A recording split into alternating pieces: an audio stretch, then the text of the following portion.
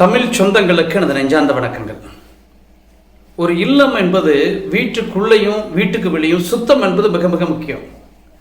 நீங்கள் பழைய பொருள்களை, சுத்தம் என்பது வேறு, பொருள்களை போட்டு வைப்பது என்பது வேறு. பழைய பொருள்களை, வேலைக்கே ஆகாத அந்த பொருள் நம்ம வெளியேற்றக்கூடிய பொருளாகத்தான் இருக்கும். ஆனால் அனைத்து பொருள்களையும் சேர்த்து வைத்திருப்பார்கள். அந்த தவறுகளை எந்த இல்லங்களிலும் செய்ய வேண்டாம். ஏனென்று சொன்னால் அங்கே இருக்கக்கூடிய ஒரு விஷயம் என்னென்னா, சுத்தம் என்பது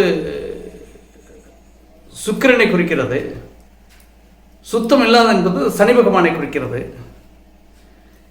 நிறைய பொருள்களை போட்டு வைப்பது ராகு என்கிற ஒரு விஷயத்தை குறிக்கிறது. இந்த மூன்று விஷயங்களும் எதிர்மறை விளைவுகள் ஏற்படும் பொழுது அந்த இல்லத்தில் சனி ராகு சேர்க்கை என்கிற ஒரு விஷயமாக மாறுபாடு அடைந்து அந்த இல்லத்தில் ஒரு பாதிப்பை கொடுக்கக்கூடிய ஒரு சூழ்நிலை மாறிவிடுகிறது.